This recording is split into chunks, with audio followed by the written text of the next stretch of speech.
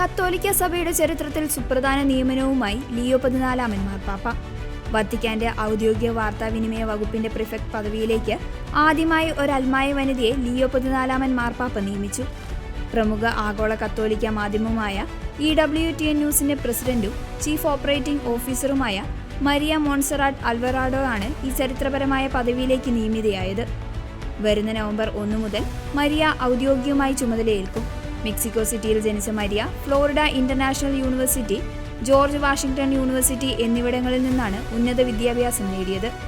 2009 മുതൽ 2023 വരെ ലോകപ്രശസ്തമായ Becket fund for religious liberty എന്ന സംഘടനയുടെ നേതൃനിരയിൽ പ്രവർത്തിച്ചുകൊണ്ട് മതസ്വാതന്ത്ര്യത്തിനും മനുഷ്യന്റെ അന്തസ്സ് ഉയർത്തിപ്പിടിക്കുന്നതിനുമുള്ള നിരവധി അന്താരാഷ്ട്ര പോരാട്ടങ്ങൾക്കും നേതൃത്വം നൽകിയവർ 2023 മുതൽ EWTN ന്യൂസിന്റെ തലപ്പത്തുണ്ട്. 7 ഭാഷകളിലായി television, radio, print, digital, social media പ്ലാറ്റ്ഫോമുകളിലൂടെ ആഗോളതലത്തിൽ ഉള്ളടക്കങ്ങൾ നിർമ്മിക്കുന്ന വലിയൊരു മാധ്യമ വിഭാഗത്തെയാണ് അവർ നയിക്കുന്നത്. ഫ്രാൻസിസ് മാർപ്പാപ്പ 2015 രൂപീകരിച്ച വകുപ്പാണ് വത്തിക്കാന്റെ മുഴുവൻ മാധ്യമ സംവിധാനങ്ങളെയും നിയന്ത്രിക്കുന്നത്.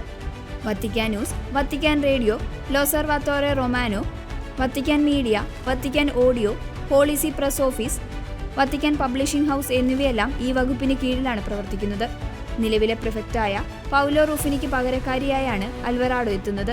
2018 ഫ്രാൻസിസ് മാർപ്പാപ്പയാണ് പൗലോ റൂഫിനിയെ വത്തിക്കാൻ വകുപ്പിന്റെ ആദ്യത്തെ അൽമായ പ്രിഫെക്റ്റായി നിയമിച്ചത്. വരുന്ന ഒക്ടോബറിൽ അദ്ദേഹത്തിന് 70 വയസ്സ് തികയുന്നതോടെ വിരമിക്കുന്ന ഒഴിവിലാണ് പുതിയ നിയമനം.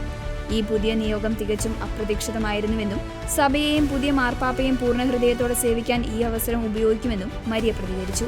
ക്രിസ്തുവിനെ ലോകത്തോട് വിളിച്ചു പറയുന്ന ഈ ദൗത്യം സന്തോഷത്തോടെ ഏറ്റെടുക്കുന്നുവെന്നും അവർ കൂട്ടിച്ചേർത്തു.